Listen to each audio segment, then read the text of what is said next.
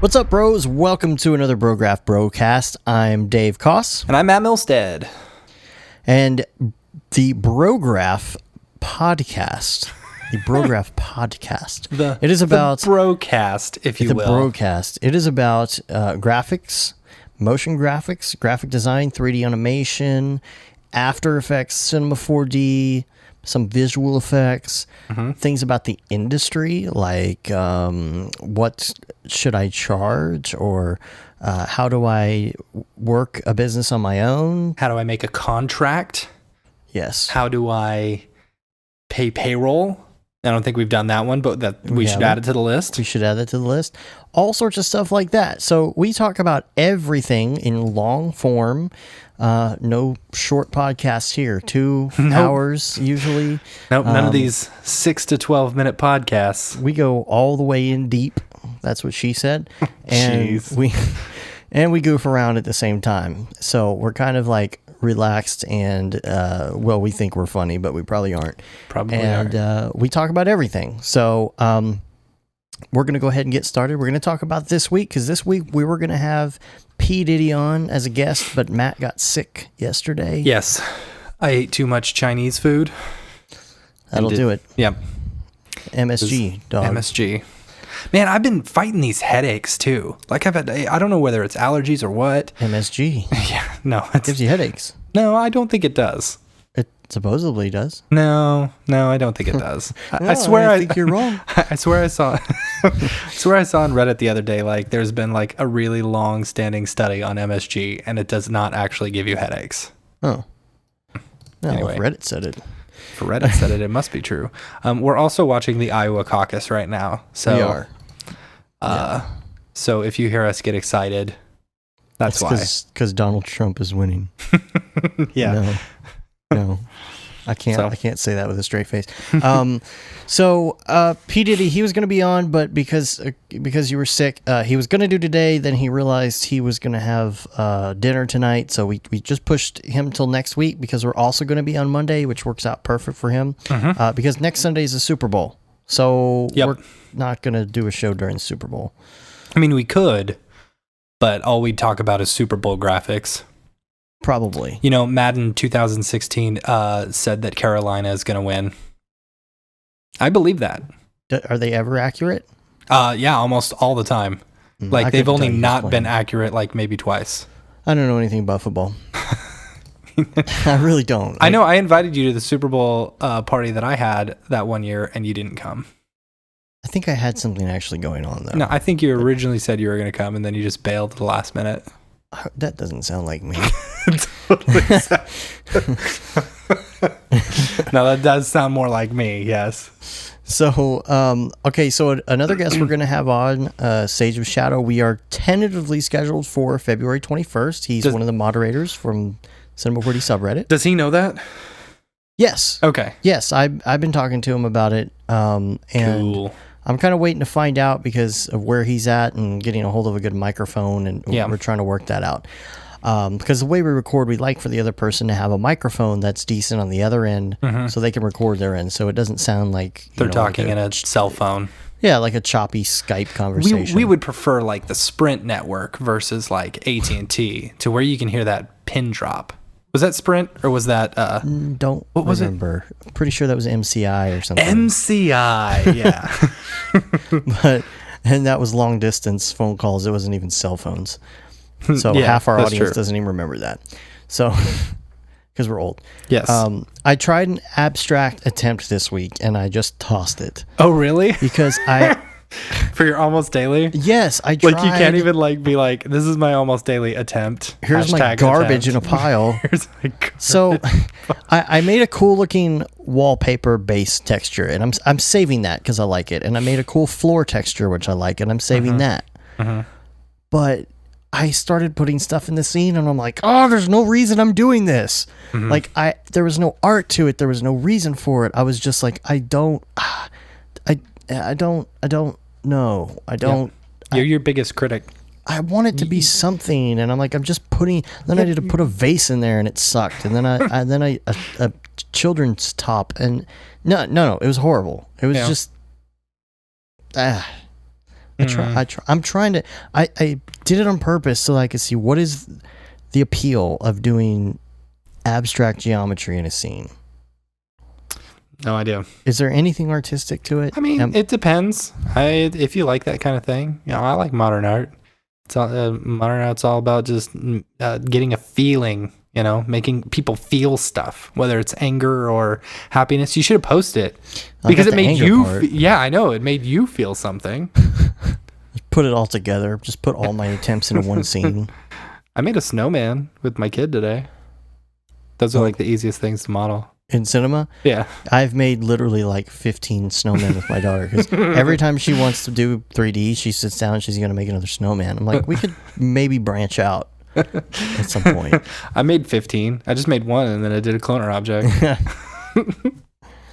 We actually did sit down and we did 3D this week. What did we make? We made a cup with some balls in a cloner and had them fall into the cup, and then the cup spilled onto the table and they went everywhere. Mm-hmm. So I could show her how the physics worked. That's cool. It was fun. Oh, Clinton's 49.9. Sanders is 49.4. 5.5%. This will all be irrelevant. I know. By the time this airs. I remember listening back at one of your old podcasts. I started back at the beginning, like, oh man, it must have been like 7 years or something. And you're talking about Hurricane Katrina. Oh, that was episode number 1. Yes, I know. It was episode number 1. I'm like, oh, this is a little dated. And on episode number 14, I talked about a very little-known senator named Barack Obama. Oh, really? I felt was going to be the next president of the United States. And That's I hilarious. said it on the show. That's really funny. It was like 8 years before he was elected or something. Huh. Well, there you go. Yeah. Look at you. No, maybe it was more like 4, but still. Yeah, that's right. So who's going to win the presidency this year? I can't say. It'll disrupt the future. Yeah. So, that's funny. Apparently, right, so, this week's episode is about politics. No, let's not do that. Oh gosh, I already had a podcast about that. So, After Effects had an update this week. I find myself more in Photoshop lately than I do in After Effects. How's the update? Have you been playing with it a lot? I just installed it today. Okay. The layout, the interface is different. Like they cleaned it up a bit and they added for After Effects. Yeah. Oh, okay. It's a little more simplified. I mean, it's just the default windows and stuff are a little more simplified. It's not really that different. I wonder if they fixed the lagging issue. They had the palettes. You know how you have your saved palettes and stuff. Your Adobe Cooler stuff. That's kind of like up there by default. And I don't know if that wasn't there at all before, or maybe it was just hidden before and I didn't see it. And it's just like kind of presented now that it's in a new layout, because I hadn't really used it in anything but Photoshop and Illustrator before. So that's in there. What I wanted to check, which I haven't checked yet, is whether or not you can have a preview while you're rendering, because that still annoys me. Oh, yeah. Hopefully they fix that. I just installed it. I was waiting till today because I had some other things I was rendering before today, and I was like, okay, I don't want to screw up anything. I hear new Cineware is pretty cool. Cineware 3. All I did was I dragged a Cinema 4D file into After Effects and I started scrolling through it. It updated very fast on the wireframe. Okay, which is good. There's probably a reason for this, and I just didn't even bother to look because I was in the middle of something. But the live update, I forget what it's called, the live update, the live sync thing between After Effects and Cinema, the button wasn't available for me to press. And maybe it's because I haven't updated Cinema. Maybe I have to do that. I don't know. But it's supposed to have that live thing. You know what I'm talking about? No, I don't. So you can scroll on your timeline in one, and it scrolls in the timeline right. Yeah, I saw... I saw the guy who's on Grayscale, who does the 2D stuff. The iMotion Design? Yeah. I saw him. He tweeted about that the other day and had a little GIF. That was really cool. Wait, is it iMotion Design or is it so. EJ Hassenfresses? I don't know. Look it up. EJ Hansenfranz. EJ. I forget his name. We are Hansenfranz. I don't remember. We're here to pump you up. Or maybe that's his name and iMotion Design is... I forget. I forget the people's names with their brand. Yeah. That's my problem. EJ Hassan-Frass at iDesign. Yeah. Okay, so that is. Okay. Yeah. It doesn't help that I do Octane and my name is Dave Koss, and then there's a guy who does Octane and as well, and his name is Dave Kiss. Oh, that's awkward. Yeah. He's the one who did the one Octane for Grayscale so far. Oh, okay. Gotcha. Oh, that's really awkward. That's brand confusion, not in my favor. Yeah. Oh, well. So, so that's pretty much it. I think everything... Sorry, I just refreshed the Fox News site, and they totally took Martin O'Malley completely off. That's funny. Fail. Anyway. All right. Where were we? No more politics, dang it. Cineware. So you tested it out. Is there anything else? Live viewer or whatever? Yeah. Well, isn't there? They also updated the what is it? Motion passes or something like that. Yes. Oh, that's what I was going to say. Mm-hmm. There was something about that. There's alpha channels now in the multipass, and so what I'm wondering is like, how come there isn't alpha channels in the regular multipass? Because that's something that always bugged me, is that you output Luma channels on, say, object buffers. Mm-hmm. Why can you not have an object buffer with just an alpha? I don't know. That is confusing. I mean, not that it really bothers me.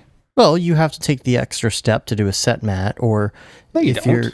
You just do it by Luma. You could do it by Luma, but there's a lot of things that only use alpha for certain things, and so you have to create an alpha if you want it. I don't think I've for ever effects run into and that. Stuff.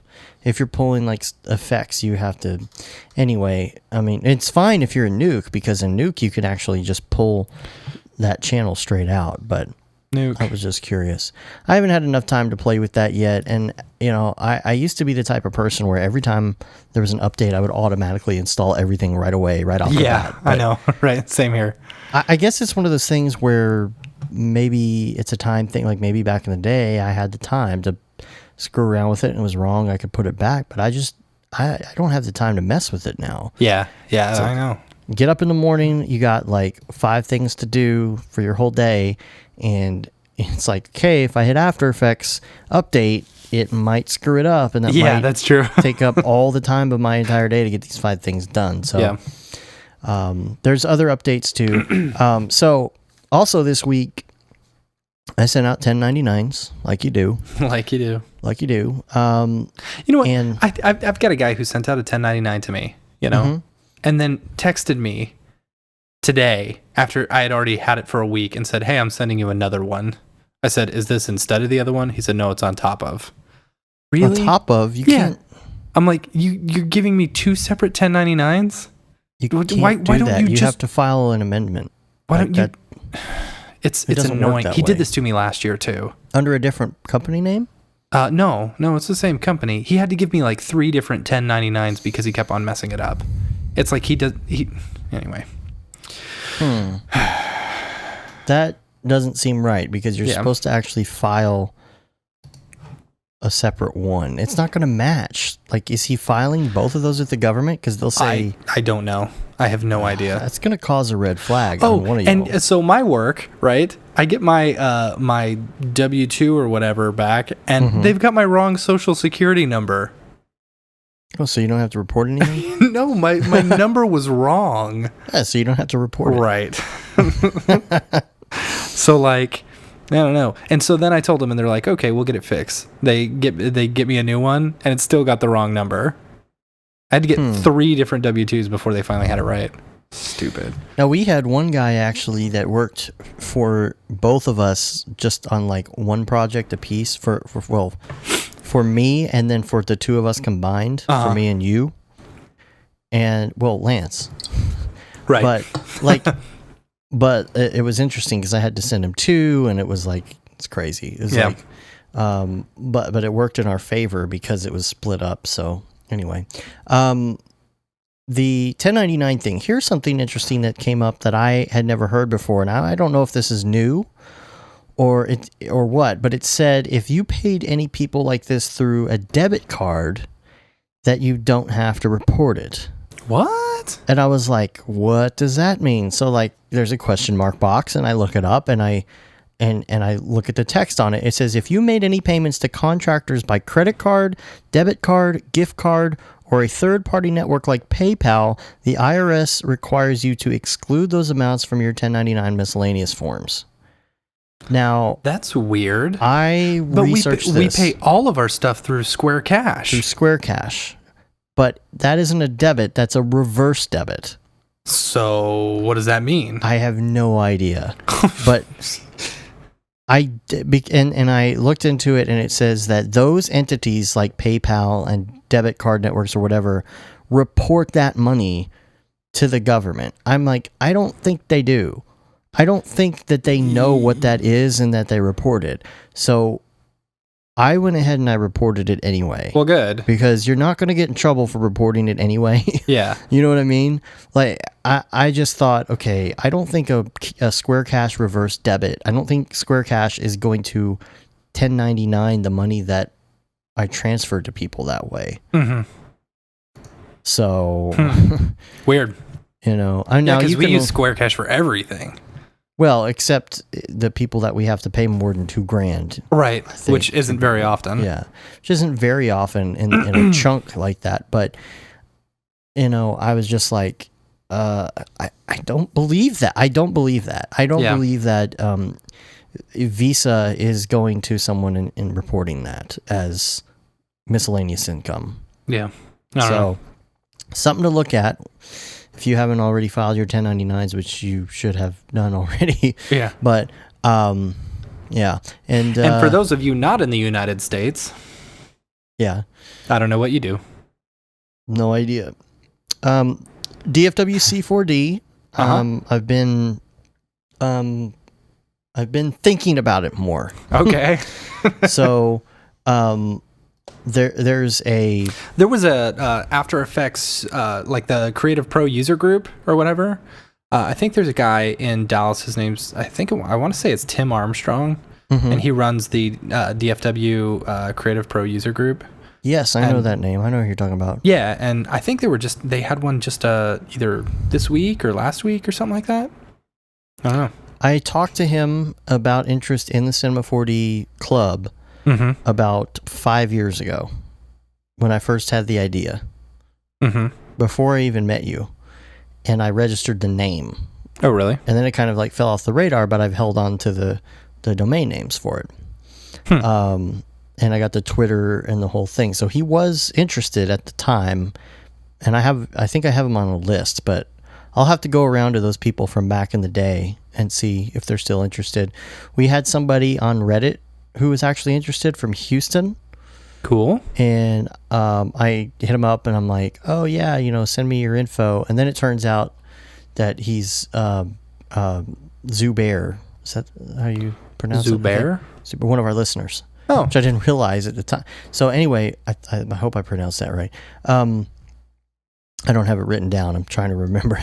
But he's going to come up when we do it, which is cool. Cool. I've been thinking more and more about it. I'm like about to get a logo done at some point, but I'm really trying to get that plugin done. Wednesday. Yeah. I have all day Wednesday devoted to finishing this plugin. It's like blocked off. My wife is out of town. She leaves tomorrow. She doesn't get back till Thursday. And so as soon as I get the kid to bed, it's like I'm working on Furniture Builder. I worked on it this weekend quite a bit, and I'm really happy with the way it's coming out. Nice. Like, I'm so pumped just to be able to use it myself, you know? Right. So I've got all the length, width, height, depth, facets around the things all done. The only thing I have left to do is positions. So I'm going to put out a tweet of like the amount of, I know, the amount of, espresso that I'm using in this. It is ridiculous. Yeah, I'd like how to see many it. nodes. Like, and I had to separate it by each individual little thing that I'm doing. But man, it's cool. Yeah, it's actually a 0.2% difference. Still watching the Oh yeah. the caucus. I mean, he's got 21 delegates. She's got 19, and there's More politics, dang it. literally 0.2% separating them. 89% reporting. So, yeah, so keep that in mind. We've got a lot of people interested. I'm going to be, because of the interest in it, I'm going to be setting up, I have a Twitter. I'm going to put that info out there. I'm going to be setting up a site, and I'm going to be setting up a mailing list for it, just for Cinema 4D people in DFW who are interested, so that we can send out updates when we're actually getting something going. Just because there's the interest in it, I want to make sure that we have a central list of some sort. Because like I've got people like written down on scratch paper, written down my notes, written in my address book, people who have emailed me, and it's all over the place, and I'm trying to consolidate that because I don't want to miss anybody either. Right, for sure. You know, I've gotten a lot of interest. And the Craptacular. Let's talk about that because there's some updates. We're holding out because we're trying to figure this out. You got word back from moderators, correct? Yeah.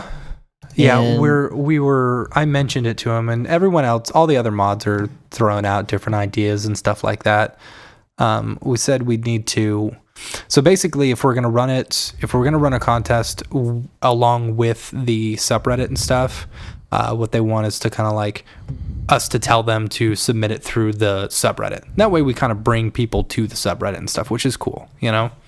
Yeah. So, but what we don't want to do, and this isn't our intent, and we don't want to do this. We don't want it to look like we're teaming up with the Reddit. With the Reddit subreddit, we don't want it to sound like we're they're selling out to us or we're right. You know that's not the intent at all. Because what our idea is that you have, because we just like the Reddit Cinema 4D subreddit. Yeah, it's the first place I go every day. I mean, I'm a moderator, you know. Right. But what we want to do is just make it better. And so our idea isn't just for us to be the ones doing it. Right.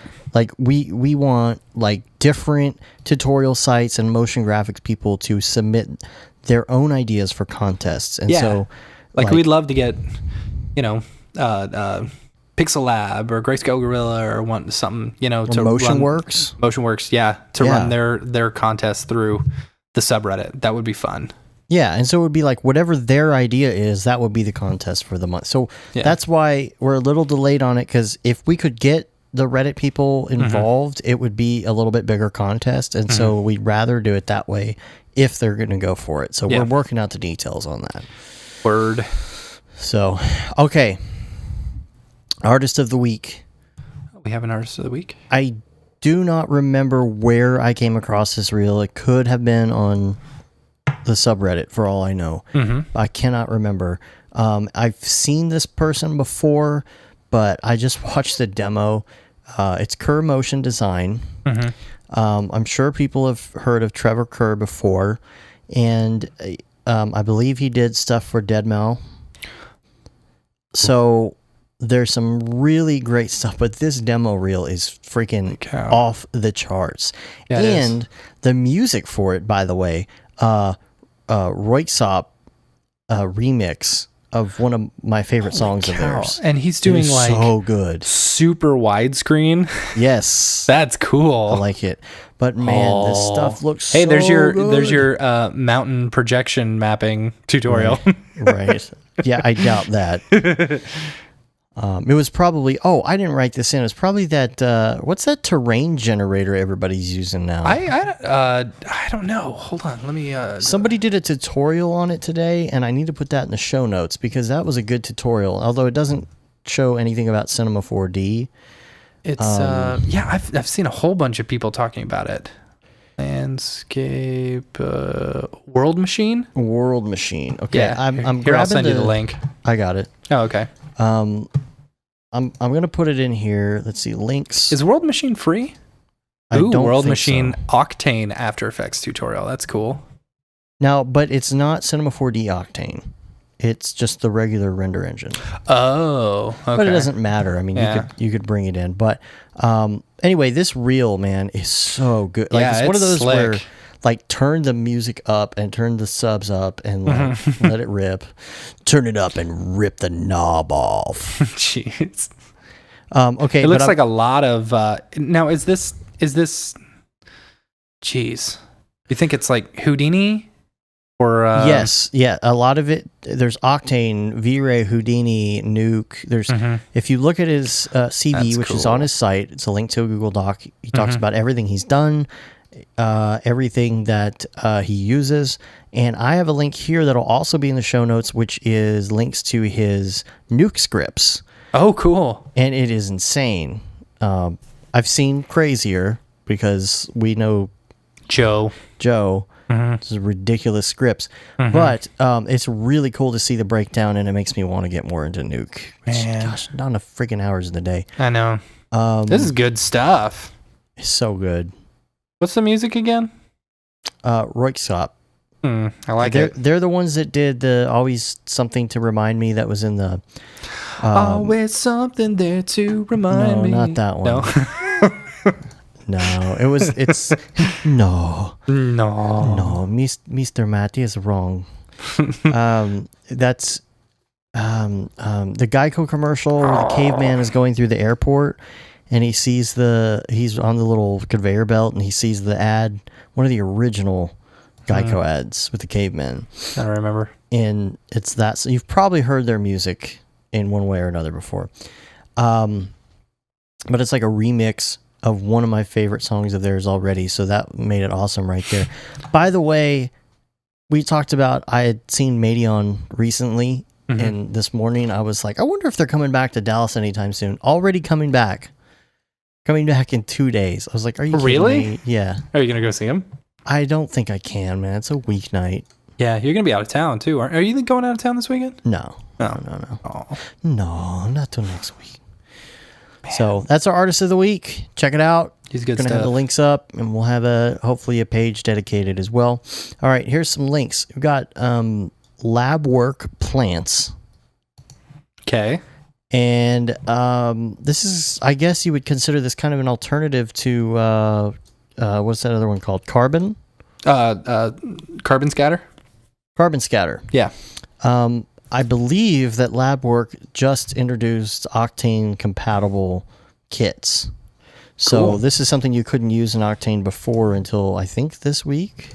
Cool. So check that out. There's a lot of cool plant kits, and it looks like, I was looking through some of the videos and tutorials and such. I think these guys have done a lot of V-Ray ones, right?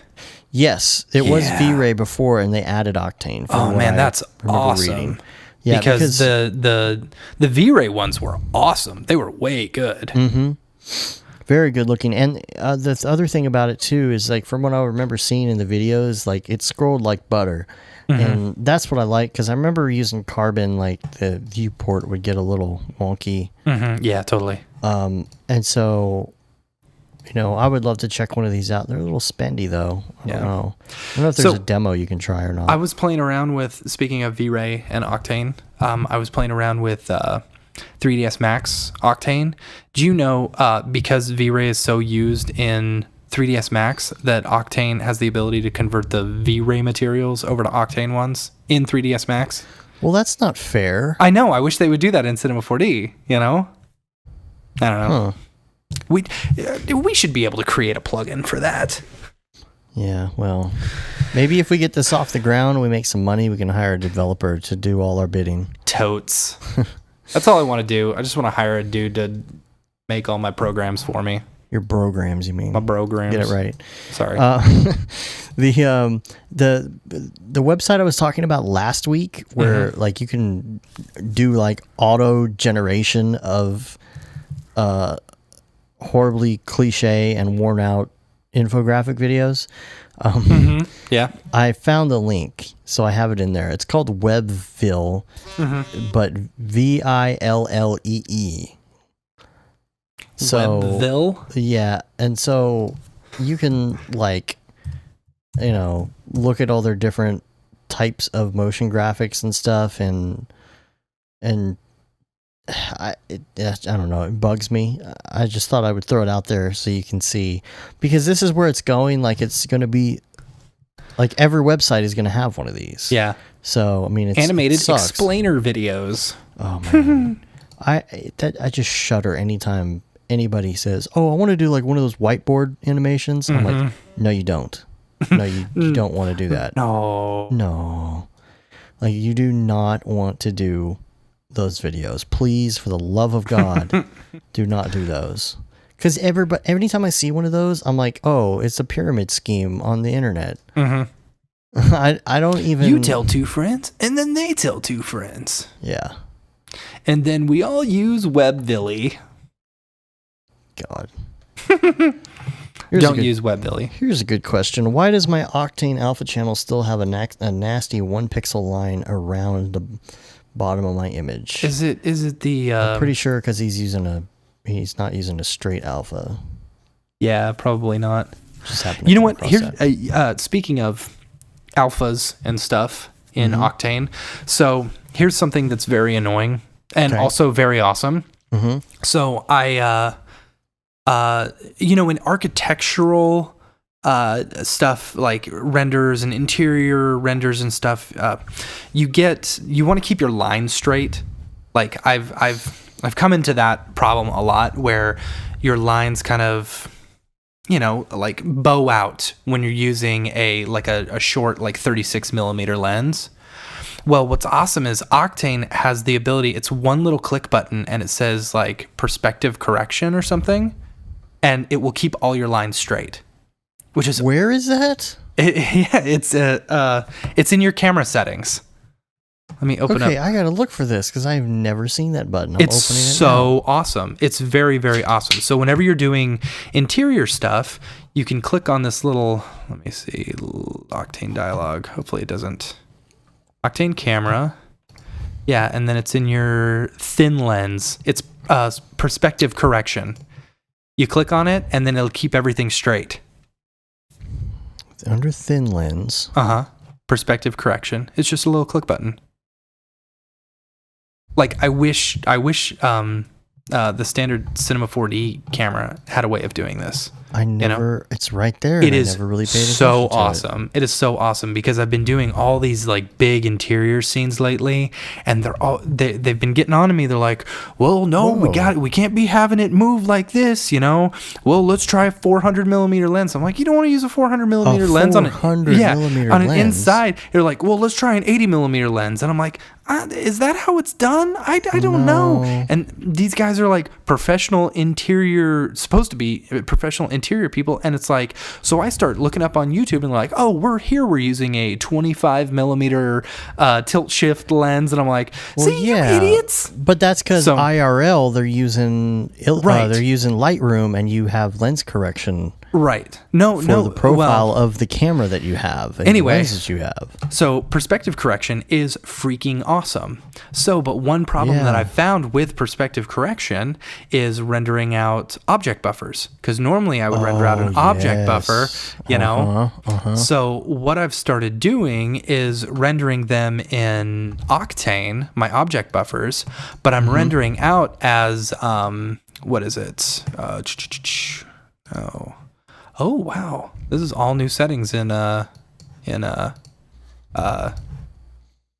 3. Yeah. Anyway, I do the info kernel and do the max samples at 128. And then just go through and I do my my individual layer IDs and stuff. It's great. Like it takes a little bit longer. Like today I did some and it took about 5 minutes to do all my object buffers. There's 4 object buffers. But here's the coolest thing about one advantage of doing this in Octane versus that the standard renderer can't do. When you're working with hair, you can't render out an object buffer for hair that I've found. It's right. Yeah. Right. But Octane sees the hair and then gives you an actual Luma matte for it, which is awesome. That's nice. Yes, it's very nice. So when I'm rendering out like a floor or something and it's got a rug on it, I don't have to worry about cutting all around it. And I don't know. It's nice. You've never been good at cutting a rug. Wow. That was really good. Where's your ding? Where's your ding? I dinged it. You didn't hear it? That I was just dinged it. That was a crappy ding. Anyway, let me get it closer. Hold on. Okay. Oh. No, they both got 21 delegates. There we go. All right. They both have 21 delegates. Can you hear me okay? I hit my mic for and a second. Sanders is down. I sound okay? 0.3%. Yes. Okay. You're like, are you still talking about that? Okay. All right, so let's talk about Octane. Oh, wait. I had one more thing, didn't I? I had one more thing. Might have been the link that I added in the show notes. Okay, no, we're good. So we're on Octane already. Mm-hmm. Octane 3, you want to talk about it? I've been using Octane 3 all week, just in production, just to see where it goes. So I've just been writing down things that I've noticed. So far, so good. I've had 0 lockups as far as everyday use. That's good. Nothing's crashing. I had a when I opened up my live viewer window, it totally crashed on me earlier. Started like counting up or something like that. It was weird, and then wouldn't stop. What counted up? I don't know. Render time? No, it's just like some like a weird dialogue. Green text started like just counting up and up and up and up. And then so not your standard crash. No, it was weird. But like I couldn't quit cinema. I had to force quit it. You're like, I wish I knew how to quit you. Yeah, I did say that, and it was weird. So, okay, texture icons. That's the first thing on my list. Texture icons look funny. So you have your little preview of what your texture looks like, and if you change the settings in it, it gets like this weird, blocky black noise all over it. And I'm sure that's just an alpha thing. Doesn't really hurt anything. Is it? I'm not seeing that. I don't know. That's the problem I was having. I'm not seeing it at all. It'll be good at first, and then you do something like change bump, and then it won't update correctly. I don't know. I'm playing with it right now. I ain't got none of that. Maybe it's just your computer. Compatibility with OpenGL. Yeah, it's not there. Yeah. I've been wanting to get around to this. Somebody brought it up this week because the whole question was, somebody asked, like, should I wait to buy 3? Yeah. They were running an iMac. Yes. Yeah. And I was like, well, if you really want it, you could get 2 and get the alpha right now, but I don't know if you want to do that or not. And and you know what? I installed it on my laptop, and I couldn't get it to work. I mean, you saw me struggling for it for like 2 podcasts now. And then yeah, but on yours it wasn't even showing up as installed. Yeah, and I don't even know. Then I tried it on my Mac at work. That doesn't have an NVIDIA card, and it wouldn't work either. Like, it wouldn't show up. Nope. Really? So it just doesn't show up if you just doesn't show up. But see, the weird thing is, if you look at the notes, it says that it's compatible. Yeah. I wonder about the standalone. I wonder if you put the beta standalone. I did that too. Really? Yeah, I put the beta standalone on, then logged in using my account, and then opened up Cinema 4D. Nothing. Didn't work. Now, I wonder if they're doing that on purpose right now because they don't want people to know what the difference is. Yeah, but I don't know. I would think if you have a feature like that, you would want people to be playing with it and get excited about it. Maybe, but what they said is that they had kind of redesigned it from the ground up and the way that it calculates, and you can see it. Like when it's doing its thing and it's rendering and it's calculating and the samples are going up, you can see that it's different. It visually looks different. It's acting different. And so all that, I figured that, well, that's a product of the way that they redesigned the whole thing. Like it calculates, I don't know exactly the terminology, but it's calculating in smaller chunks rather than like less bigger chunks. I don't know how to describe it. I can't remember exactly what I read, but I was like, okay, well, that seems, I mean, they said that that's what they're doing in order for it to be compatible. I actually read that part. So the fact that it's not in the alpha, I'm like, well, okay. Yeah, I don't know what to make of that. I don't know. They could be holding back, and I really hope that's the case. Well, I'm sure it will be. They've written all over everything, even on their press releases, that it will be compatible. Yeah. So I'm not doubting that. I just feel like maybe right now they're not giving us everything. I don't know. Let's go to the forum and check. Is there a new update? We did that last time, and then. But you know what? That wasn't last week. I thought it was, but it wasn't. So, in real life, it's very good. It's very responsive. I haven't had any issues really. It hasn't interrupted anything. How's the fog and everything? Now I haven't had much time to work with it. It's basically everything I talked about last week, but Turbulence FD I messed around with a little bit, and man, it's really crashy.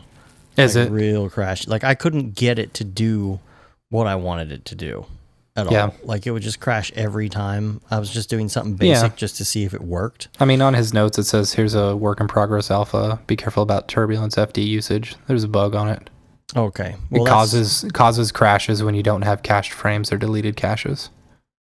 So okay, maybe that's it. And of course, I don't know enough about Turbulence FD yet to even understand all of that. So, I've noticed my video card.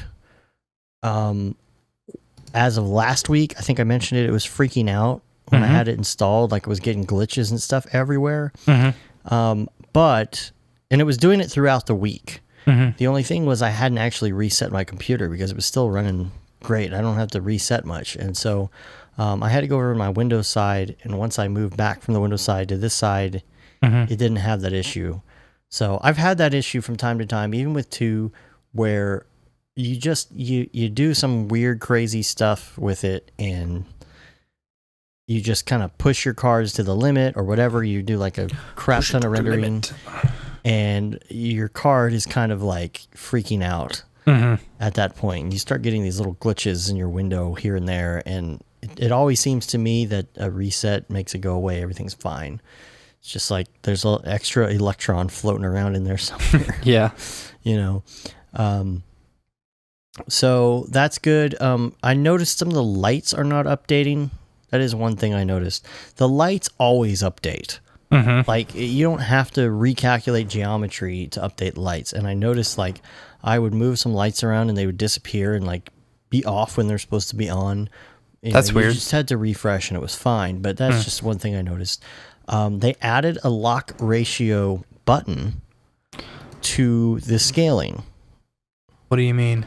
Within your texture, when you're adjusting the UV transform of a texture within your material that you're working on, you can adjust X, Y, and Z, but not X and Y at the same time. That is cool. There is a lock. Now, you still can't click on X and...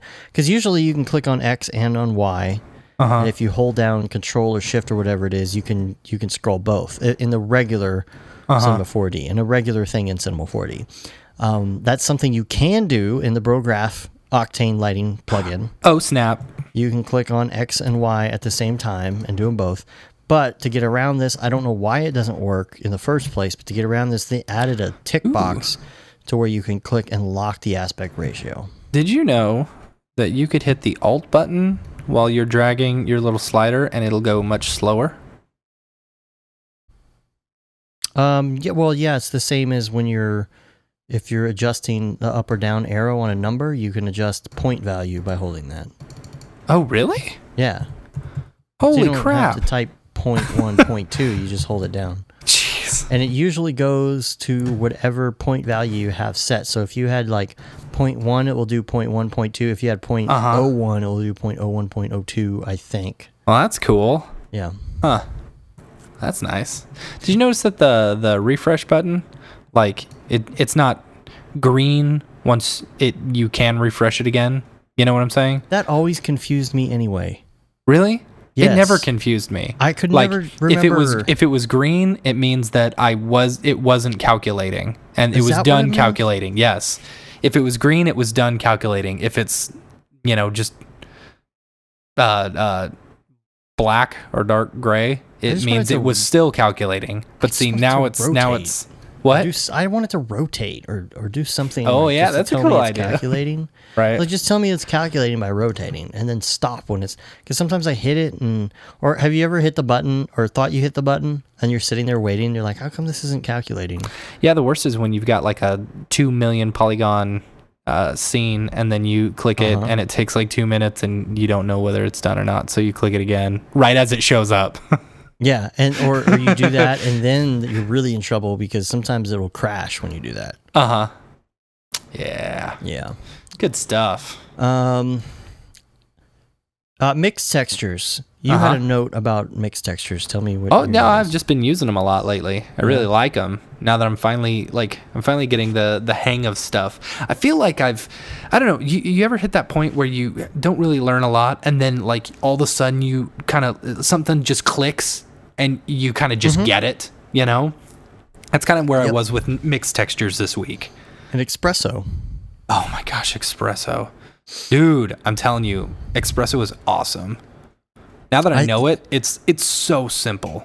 It's so simple. Do you feel like, because I feel this way, do you feel like you go through like mini renaissance periods, like where like you'll just be in a rut and all of a sudden you like just, all this stuff clicks and makes sense. And then you're like, totally. you've gone up a step in your learning process, and then you're just kind of like on that step for a while, and just, it kind of goes like that. It's not like one steep curve. It's like in these steps. I don't know how to describe it. No, totally. You'll be in a rut. That's what I was talking about. Like, you know, something just clicks, and you're like, oh, I get this. I've now realized so much more. You know, and you kind of get that whenever you're learning a new render engine or something like that. Finally, you're just like, oh, I understand every single little thing on this whole whatever, you know? I don't know. Yeah. It's just all of a sudden one day you're like, I know Kung Fu. Show me. I know Octane. And then it's just there. So a question that came up this week. I know Octane. Show me. I don't have to, because it runs on GPU. You can already see it. We're in it right now. So stupid. So the question came up. This is a weird question. Okay. And you probably read it because you're a moderator. Came up. How is everybody getting Octane? Did you see that question? No, I didn't. Okay. Somebody wrote that, and then in the explanation in the text of their Reddit post, they said, I noticed all these people getting Octane and using Octane. How are you guys getting a hold of it? I mean, and so everybody's buying it? We're buying it? Like, you know, here's the thing. Like, I don't know. I actually checked today one of my sites to see if it was even available for, like, you know, illegal download. No, you can't find it. No, I don't think so. Oh. I've had people actually text me and say, so is there like a crack for that? And I'm like, I literally don't know. And just buy it. I mean, right. There's, a student version. There's a cheap student version. Yeah, totally. So it's just like, I don't know. But the people who sent me the text, they're asking me because they looked for it. And they're like, well, I can't find it anywhere online. I'm like, that's because they have a good system in place for people not stealing it. And it's good. And it's cheap. Yep. Relatively. I mean, you can get the demo version for free. I believe everything works except it's just 720p, right? Yeah, it's lower resolution, and it's got a watermark over it. But you can totally test it out. Like, you can test out everything. I think you're limited. Yeah, it does have a watermark. Okay. But you can do animations with it. You can show off animations, It's and you just can got a watermark. save. Dude, that's the biggest annoyance is when somebody puts out like a test version of something, a demo, and they don't let you save. I'm like, come on. Yeah. Like, let me save. How am I supposed to show someone this and convince them to let me buy it if I can't save something out? Well, or save it so that you can continue working on it later. Right, totally. You don't want to start over every time. Or what if you want to save it and buy a version and then actually continue working? Yeah. It's... I don't know. But there was a good discussion on that because everybody's like, dude, I don't think that there are any pirated copies. Apparently there was a pirated copy of version 1 point something. Yes. But they got their act together, and this activation system is pretty solid, man. Yeah. Like, I do like, I mean, it's a floating license, you know? yeah, that's you great. can deactivate it. And what's great is, like, you don't have to be on the computer that it is activated on to deactivate it. Yes. You know, you can go online to the website, deactivate it there, and then log back in. But only once per hour. Once per hour. But still. But that keeps everything in check. Yeah. And it makes sense. And it's what, $499 euros? Is that what it is? $499 euros? I don't remember. No, I think conversion. It was only, I think it's $500. Like dollary dues. Yeah, dollary dues. I don't remember exactly what it is, but it varies based on, you know, the exchange rate. If you live in Canada, it's probably $800 at least right now. $1 million. $1 million. They're calling it the Canadian peso now. It's doing so bad. Really? Is that true? Yeah. Oh. It's like 60 cents on the dollar. Jeez. Yeah. When I was there back in high school, it was like you get $1.30 for every American dollar, I think it was. Yeah, it used to be like that too back in the day. I remember, I mean, not that I went to the strip club in Toronto, but throwing loonies. Loonies and toonies. Pegging girls with loonies. No, you don't do that up there. The funny thing is, like, well, not funny, but the thing is, over the next few years, like, the dollar went completely the opposite way. And so then, like, Canadian dollars are great in America, but now it has just completely tumbled. So, you know, if you want Octane up there, sorry. It's going to cost you. Yeah, you should come to America and buy Octane and then take it back with you. That doesn't make any sense. And while you're there... You'd have to come to America, earn money working, and then buy it. Bring us some of your cheap pharmaceuticals. No, take some of your cheap pharmaceuticals, come down to America, sell them, and then have enough dollary dues to buy it. Yeah, I don't know if that would work either. Sure it would. Wouldn't they be worth more? I don't know. I don't know how we got to selling drugs for Octane, but... but apparently that's what you have to do if you can't afford it. And, right. You don't have a student license. That's the thing. There's all these students on here playing with it, and it's like they just bought it with the student. What is it like? ID. It's like $100, right? Yeah, it's for the student version. Yeah, but that's only like 1.0 or so. I don't know. Maybe no, it's free. You still get the new version. Oh. But I was just like, I don't know. I just thought it was a funny question. It was like, are you really asking that? Yeah. Right now, like. I mean, I don't know. Purchase. Kind of had the balls to actually ask that question. Like, where's everybody getting their pirated copies of Octane from, guys? We buy them.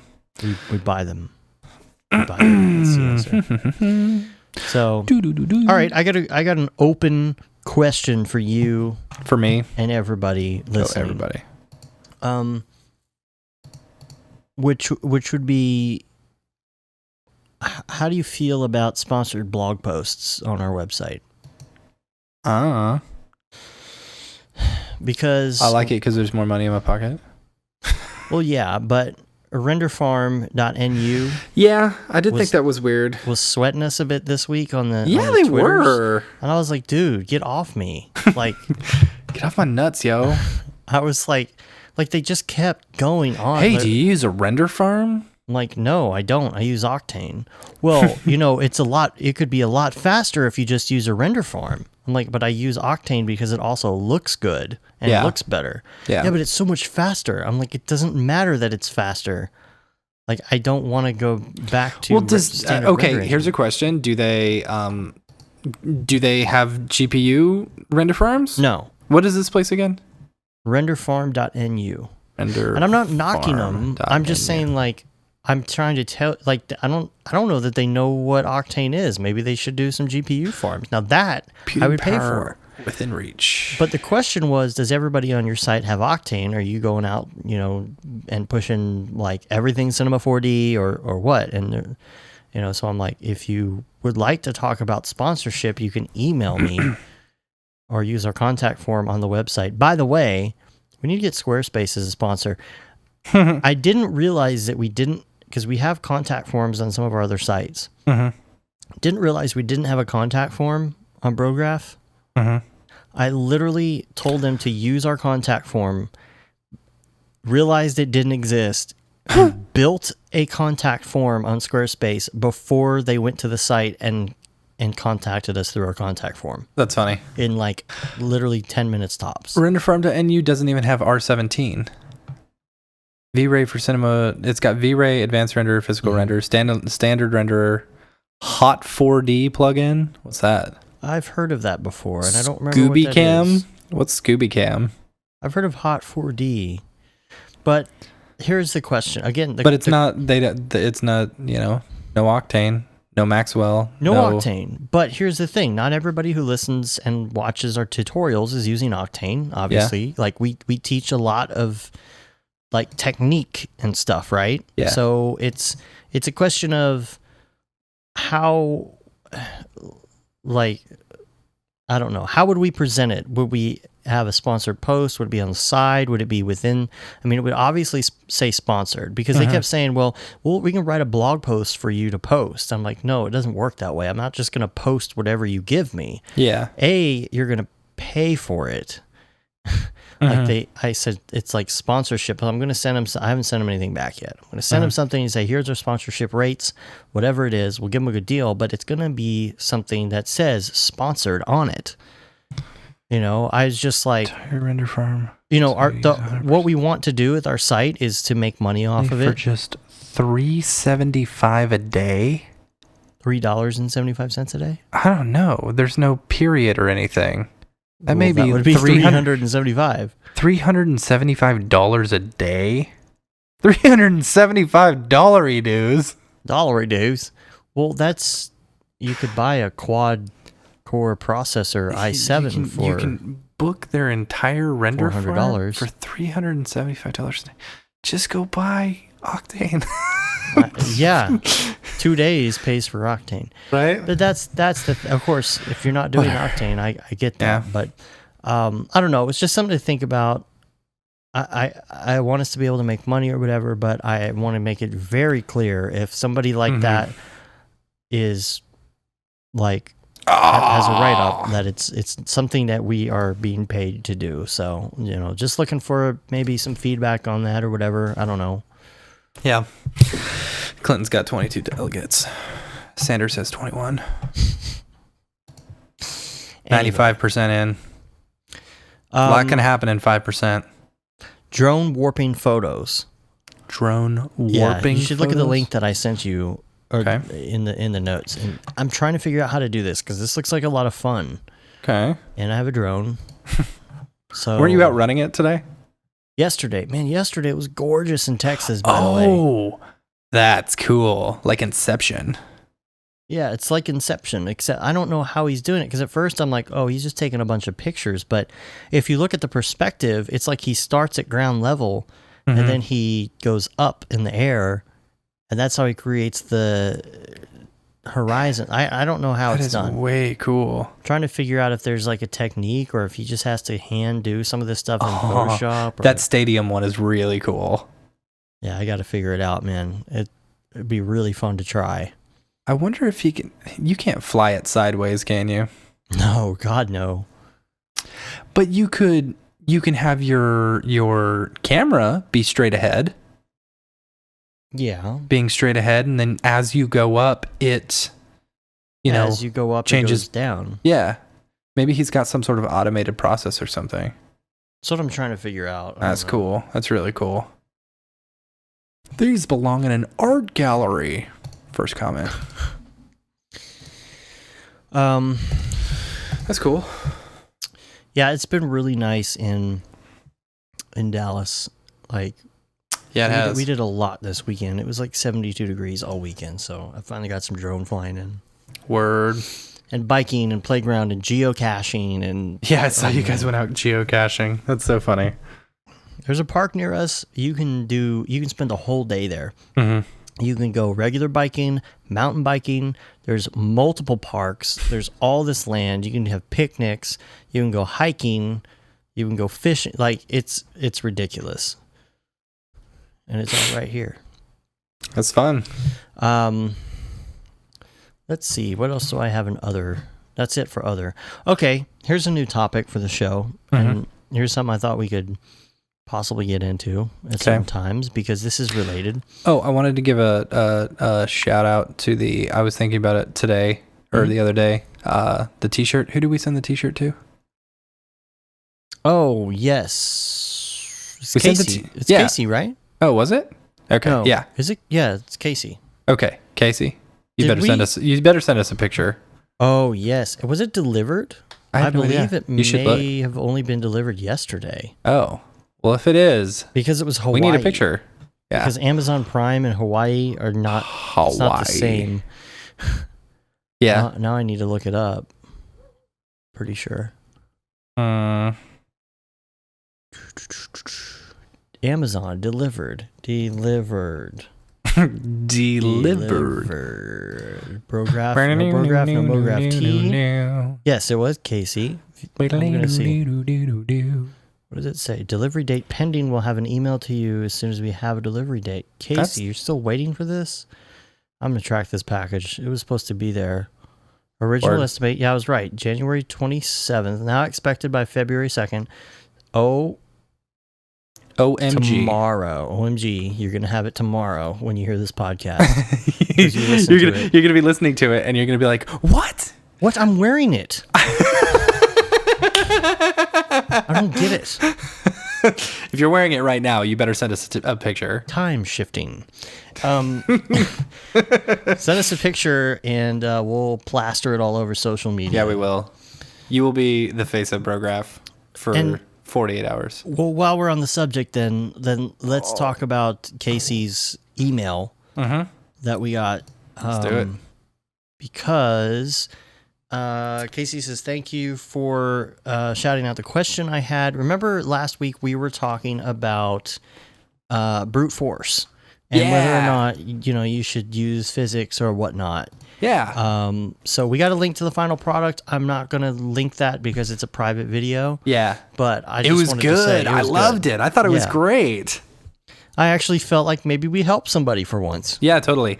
Oh, and here's something I was going to say. If you guys send us emails, understand that both Dave and I get the emails at the exact same time. So if we both answer your question without knowing the other person has already sent a response. I try and copy you if I do. Yeah. We need to just start signing it Matt or Dave. So anyway, or I'll start signing mine Dave. Yeah. Just to mess with people. Said, I had a week to start and finish, so the animation's pretty basic. I could have spent another week just finessing the animation. Dude. But you know what? You get stuff 90% there, and then, like, literally you could spend hours or days just making tweaks. I did an interior scene this past week, and, got it almost there, and then they said they didn't like it. So I then spent another, 8 hours just on lighting. That's it. Oh, maybe not 8 hours on lighting. It was 3.5, but still. Well, maybe we can. Here's something that we could talk about, because this is something that I have recently been starting to do. And we had talked about, I don't know if we talked about this on the show, but as far as keeping, so say I take a picture of something. Like say a tile or a wallpaper or something, and I want to keep that exact same color in my scene. How do I do that?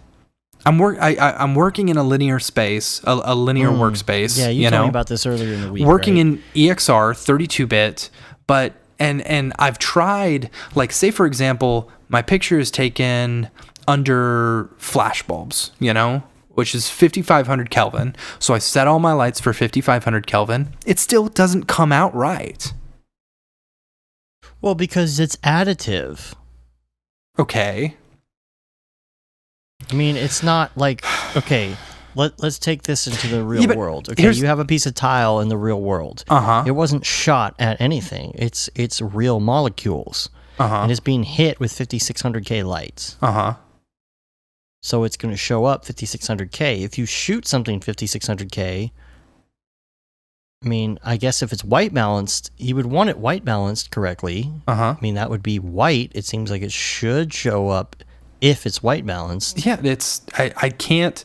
I struggle with this because I don't want to do color correction. You know, I don't want to do color correction and color correction. Yeah, but I don't like. Does. Here's the thing, like. I lose so much information when I'm color correcting tiles or wallpaper or something. You're color correcting to their color and you just lose all this depth, you know? I don't know. Like, I just wish there was a way that I could keep the color consistent and not have to go into Photoshop in order to change it. Well, so doing color correction, Octane color correction, doesn't do what you need it to do? I don't know. How do I, like, are you talking about the color correction shader? Yeah. Here's another problem. I also don't have a calibrated monitor, so... Oh, well, jeez. Yeah, tell me about it. I'm using old freaking plasmas. Oh, and to add insult to injury, you're exporting to CMYK. No, I'm exporting to RGB. I'm importing RGB. I hope. Yeah, but it's your end product is CMYK. Yeah, but that doesn't matter because no. It doesn't matter because when you render out RGB, and then what I do is I select all my layers. I'm going to do a tutorial on my setup because the way I do things for print, you know, can be used universally. So I render out RGB. I do all my color correction and everything in RGB. Then I take all my layers and convert that to a smart layer or a smart layer, and then convert to color profile to Grackle CMYK, you know? And it keeps all the color information. And if I ever need to go back, I just go into my smart object. If there's any color shift at all, it is extremely minimal and you don't even notice it. Yeah. Well, as far as the actual color difference in your scene, I mean, isn't that the problem? Go to Home Depot and pick out color swatches and get it back to your house, and it looks different. I completely agree. I mean, I completely agree. That's the problem everybody has. I mean, take somebody's logo, yeah, and put it into your 3D, I don't know. and pull the hex values right off the colors exactly as they are, but then you add reflections and you add, bump, and you add lighting, and you add, I don't know, everything. Yeah. Specular, like the whole thing, you put it in there, it's going to look different. And the client's going to be like, this doesn't look like it. You need to look at the brand standards guide we sent and make sure that you pick the correct PMS color. It's like, that's not how it works. Yeah. I don't know. And I had this argument with someone the other day, and I was like, well, when you take a photograph of something, if you're taking a photograph of someone's room, do you color correct the tile? Oh no, it's done right. It's you don't have to do any color correction to the tile. Like, what? What are you talking about? Doesn't make sense. No, I don't. Anyway, I mean, if you white balance the photo, but still it's going to be in a certain environment. I mean, why else would they have different boxes at Home Depot with 5600K and 3200K lighting? I don't know. Look at the swatches under. I They don't know. have that It's- for that reason, because you can't tell. Yeah. It literally looks different in different kinds of light. I know. It literally never But actually still, looks like, the same. Even I would think theoretically, if you shoot a picture under 5500 Kelvin lights, like flash bulbs and stuff, and then you bring a picture in and all of your lights are 5500 Kelvin, shouldn't it technically stay the same color? I got a question. Yes. Are you white balancing your camera in Octane? Okay, so I'm doing linear mode in my settings and linear mode in my my camera settings as well. I'm not doing the 100D Extachrome or whatever. Alexa something or other. Yeah, I'm so doing you're not linear, even using a camera preset. changing the gamma to 2.2. Yeah.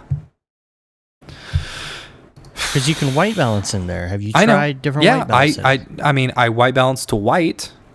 What else am I supposed to white balance to? I also tried this. I tried scanning in a one of those color cube, color bar thingies that you use with photography. Yeah. Uh-huh. And I tried white balancing on that, gray balancing, and black balancing, and it still came out different.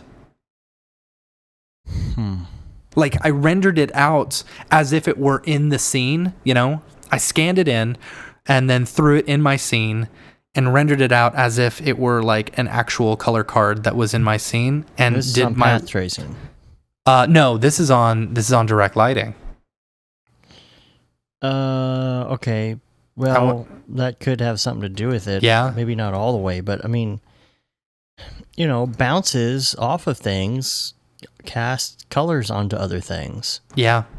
I know that. Take a white plane and put like a bright red diffuse sphere on it and run anything in Octane. Yeah. There's going to be red spill. Yeah, I know that. I mean, is that what it is? Like the room spill? I mean, there's no room spill unless you're taking photographs of it. I have no idea. I honestly have no idea. But I don't feel like I should. I feel like if I'm doing color correction, it should be very minimal. But it's not. It's like I'm having to do a lot of color correction just to get some of these tiles and wallpapers correct. Yeah.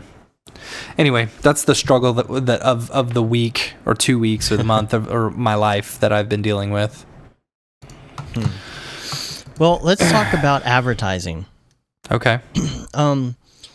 I think maybe every once in a while we should start talking about this because we're kind of we're in that world, and some people are just straight up animators or whatever. Some people are just working for a video company. Some people are actually at ad agencies.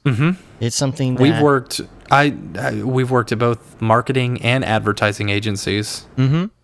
And before I was super production into companies. animation. Yeah, I was doing like lots of animation and lots of production and whatever, but like I wasn't in like an advertising agency, like big time advertising.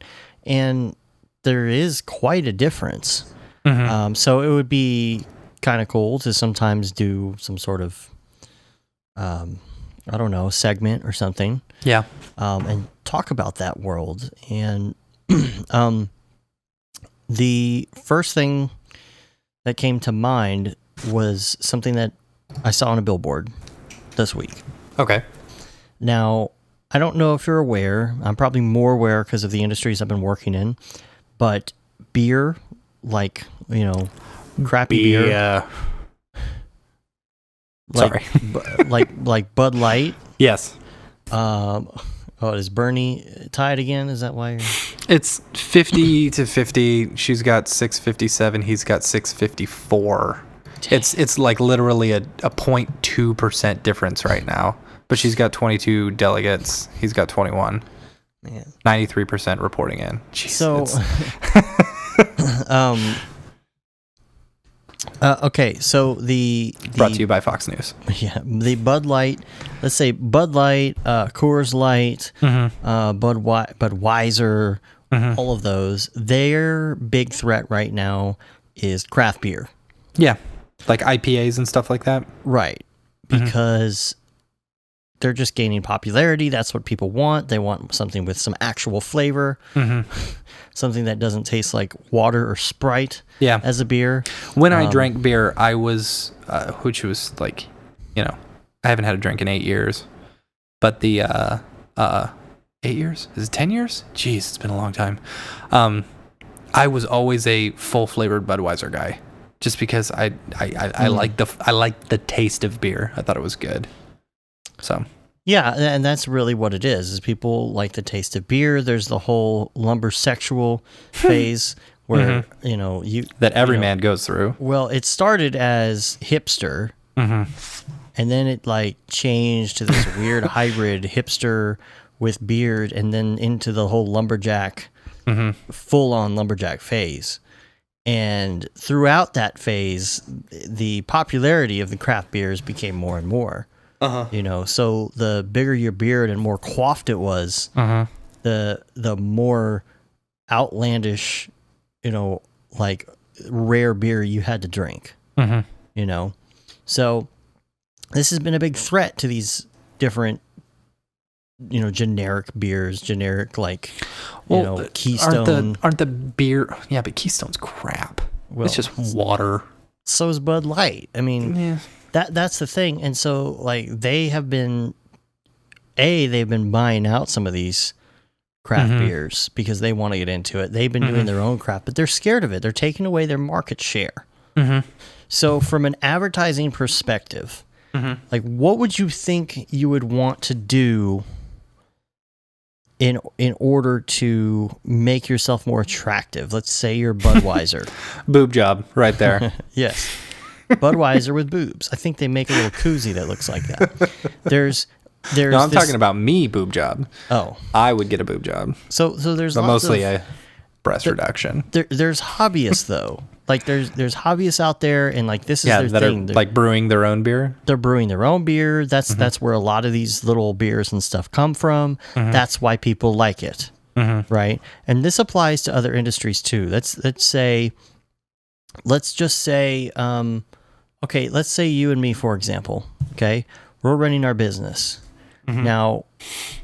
What is our client going to be more likely to go with? Are they going to be more likely to go with a company that is a conglomerate that has lots of basically drones and employees working for them that go home at 5 o'clock on the dot and don't care about graphics when they leave? It all depends on that. That depends on the person, man. The individual is so different. Like some people, you've got the, you know, the, what is it? Overly attached girlfriend. No. I'm trying to think of your analogy, the OTIS or whatever. Oh, the Otis method? Yeah, the Otis method. Yeah. You know, you've got your Otis people who only care about big names and big companies and look.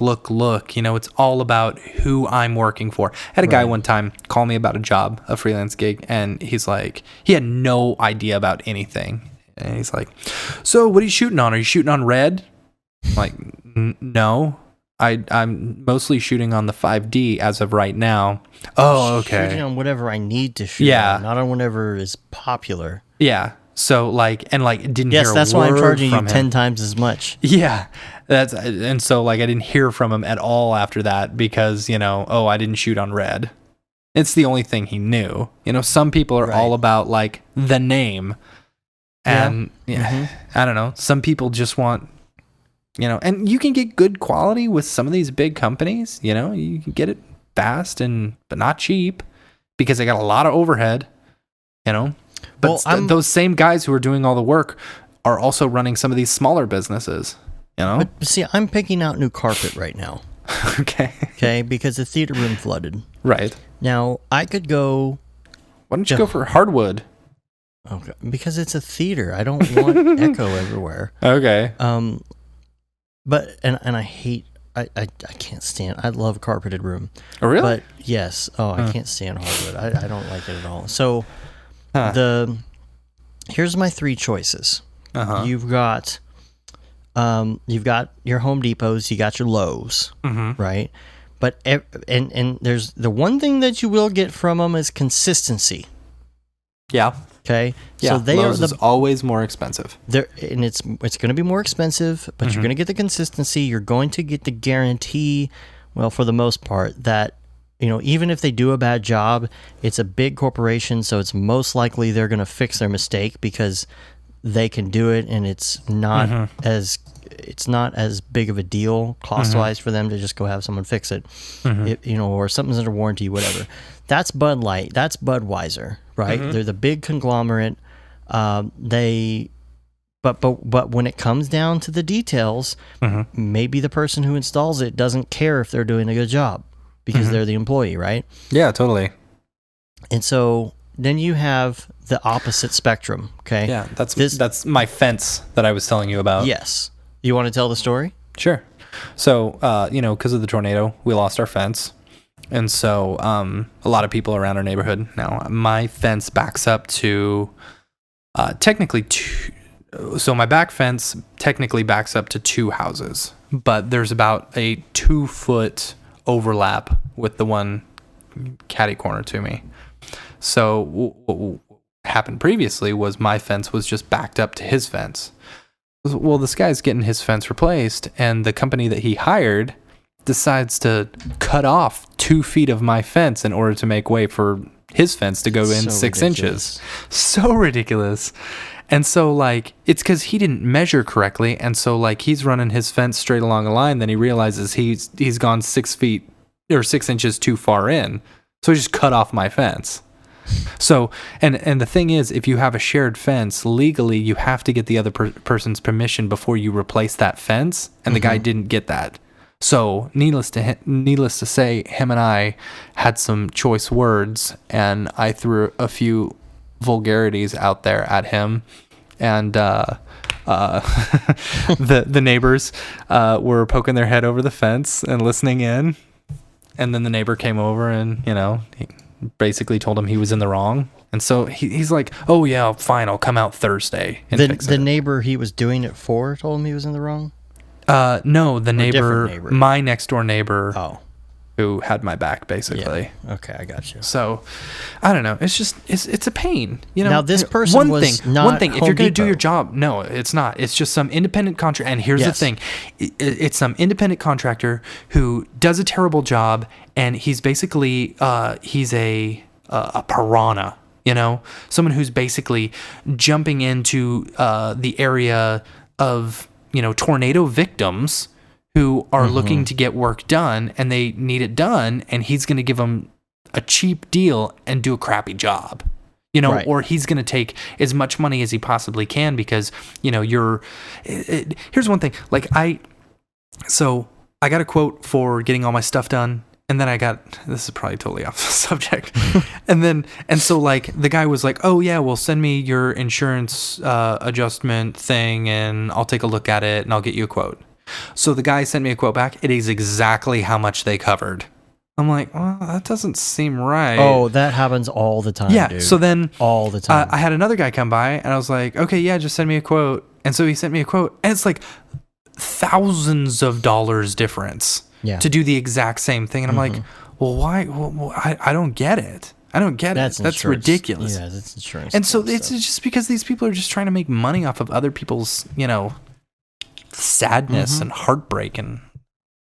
But that's hit or miss, right? Because you can have some people in the smaller areas like that actually do a good job, right? Yes. And I think the guy that we hired, the cheaper guy, is actually going to do a fantastic job.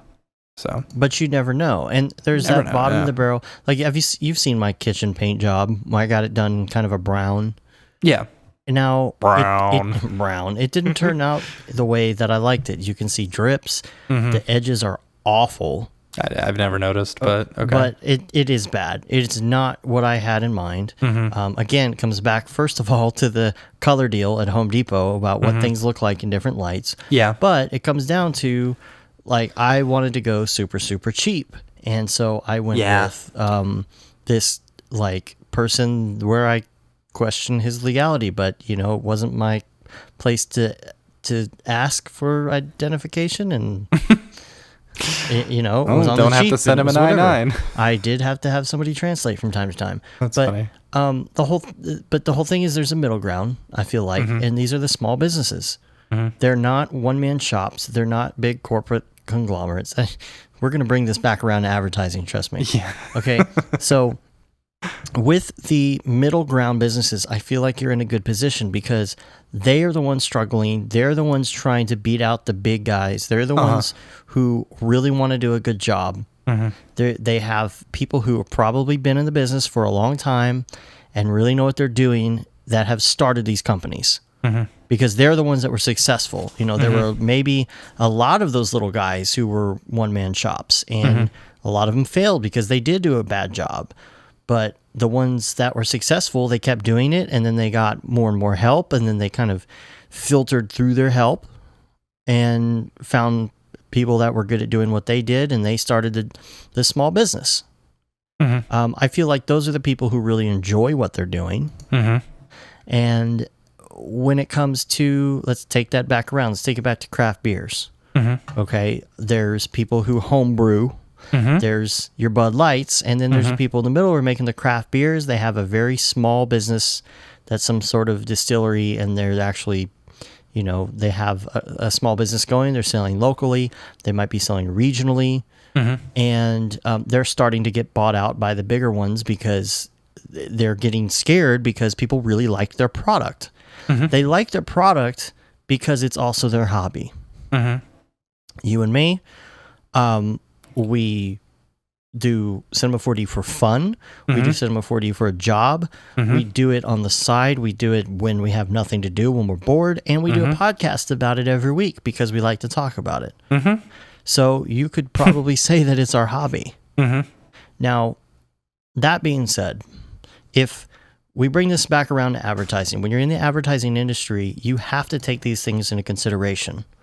If you have a degree in advertising, you know a little bit more about this because you've studied this more.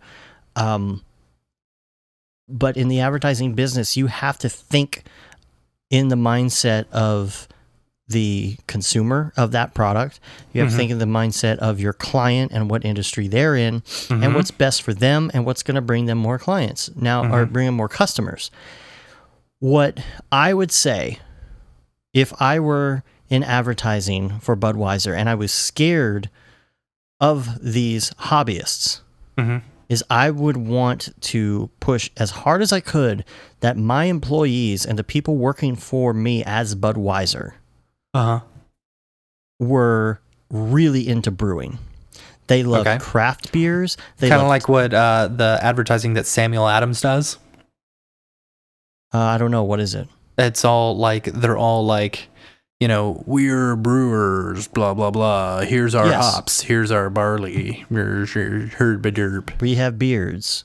Right, we're exactly. We're becoming lumbersexuals because we love this so much. Right. That's what you want to push, right? That this is what you do on the side. You love this. You love trying different hops and barley and different flavors, and you're the biggest hobbyist bud nerd in the world, and you love to brew.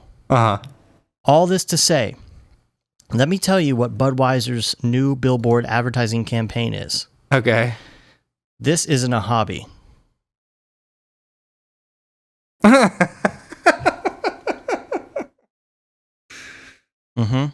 This is not a hobby. This is not a hobby. This is what we do in order to make money. And this is what we do to get the job done and go home at 5 o'clock because we hate our jobs. This is not a hobby? This is not a hobby. I mean, yeah, okay. This is a profession. I understand what they're trying to say. Like, we're not small time. Yeah. But that is the opposite of your market right now, you idiots. Right. Yeah, that's totally true. That is the opposite know your of audience. who you're trying to... That is not your audience. And this is how I brought it back around. Yeah. Right? And that's the whole thing. You have to... that deep discussion we just had.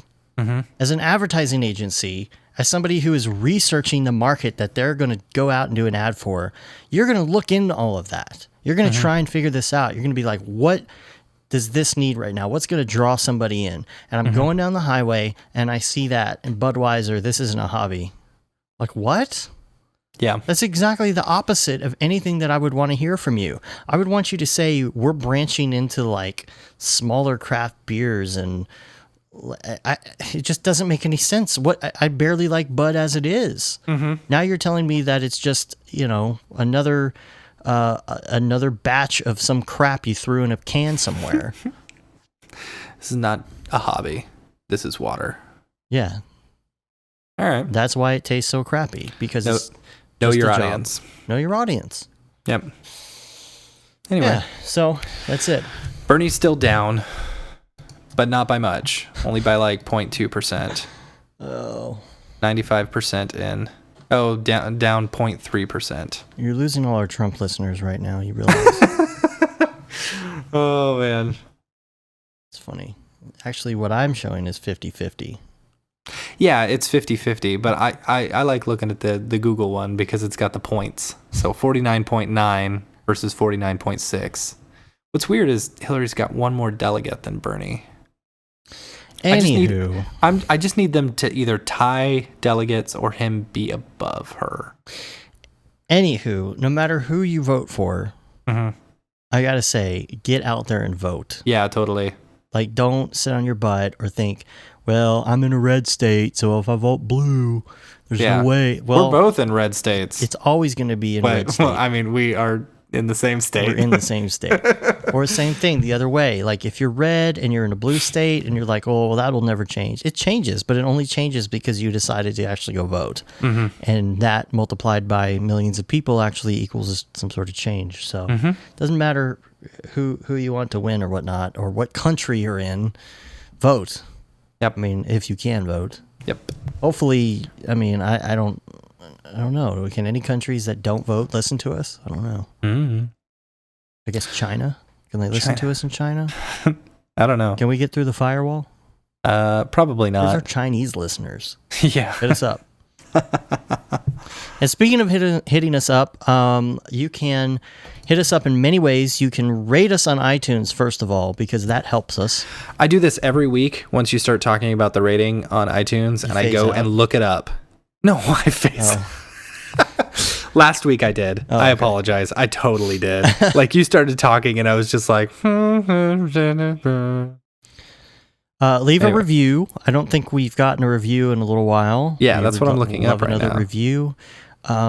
Our ratings on iTunes have been pretty good for the most part, I think. I think we got like all 5 stars. All 5 stars, which that's a good sign, I guess. Yeah, totally. We're the best. Rating us on iTunes and leaving a review actually gets us up in the ratings. It gets us up with the other podcasts out there, and gets the word out about Brograph. You can also subscribe if you are listening on the website or somewhere that's not a subscription service. Please do that. You'll get all the new episodes as soon as they come out. And you can also subscribe to us on YouTube, where we have our largest following. What else? You can say you've been there, done that, and got the t-shirt, just like Casey is wearing just right now. like Casey. You can buy a No Brograph, No Mograph t-shirt, and all the profit goes to us to make more tutorials and more podcasts, and keeps us and more t-shirts. And more t-shirts. Yep. We're on Facebook, Twitter, and Instagram if you would like to take our relationship to the next level. And please do. Of course, YouTube and Brograph.com. Episodes. Okay, schedule's a little off this month. But I think you mentioned that. Still doing it. Well, I mentioned who we're going to have on. Oh, that's right. I did mention that next week will be on a Monday that we record because of the Super Bowl. The following week is Valentine's Day, so we're going to do the same thing on Monday. Dude, this is our 19th podcast. It's our 19th show. How crazy is that? I think we've been doing this for 6 months. That's good. That's awesome. Yeah. I've never done anything for 6 months. So the 21st, if all goes well, we'll have Sage's Shadow on. That will be a Sunday. And then the following week, we will not have a podcast because I'm going to go from one gig to the other, and I won't have enough time to do a show. But it's all right. That'll just be 1 week. Maybe I'll do a show by myself. Oh, we'll call it the Matt Milstead Show. That'd be sad. That would be sad. But there'll be plenty of podcasts and tutorials. I mean, there's... I'm hoping to knock out 2 this week. Cool. But I'm going to work on... the thing is, I'm going to work on the furniture builder as well. Cool. Well, I got one. I want to get it in someone's hands to try out. Well, we'll have to do an alpha list for you. I've got a little thing set up, and I'll set it up for you so you can send it out and ask people to alpha it for you. And we will have a tutorial probably tomorrow, Tuesday, that comes out. I haven't decided which one yet. I got some of the queue. And that's it. Cool. Well, did you tell them our email address? Brograph@brograph.com. It doesn't matter what your question is. If it's not even a question, it can be a comment. It can be, you guys are awesome, or I have a stupid question, but We don't care. We don't care what it is. Send us something. Let us know you're listening because... And we'll probably both like answer you without telling the other person. Yes, we read everything and try to answer what we can. As long as it is written clearly in English. Yeah. Or at least enough. We apologize if we do not understand Google Translate. Yes. We try really hard. Word. All right. Well, that's it. That was fun. Until next week, I'm Dave. And I'm Matt. Have a good one. Later, bros. Feel the burn.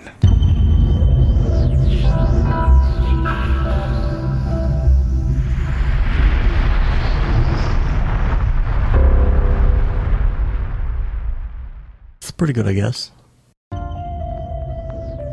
Brograph.com, an online resource for learning critical components of Cinema 4D and After Effects, specifically catered to help you prevail as a motion graphic designer. What's up, bros? Welcome to another Brograph motion graphics tutorial. We give you professional time-saving tips, shortcuts, and lessons that help give you an edge over your fellow designers. Not only this, but our new Brograph Talks help you in your file management, hardware configuration, and client relations. I love projects that scare me. When our art director comes to us and asks for something that I had never done before, man, it gets me pumped.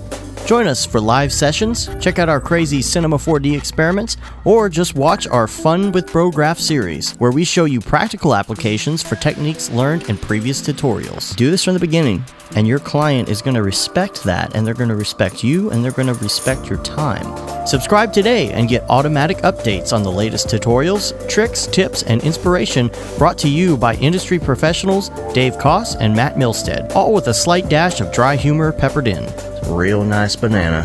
Brograph.com, your source for tutorials that will help you thrive in the motion graphics industry. Don't just play around with Cinema 4D and After Effects, master it, and make money by becoming indispensable at your workplace. We don't care how you get here, folks. Just get here. Subscribe now to Brograph Tutorials.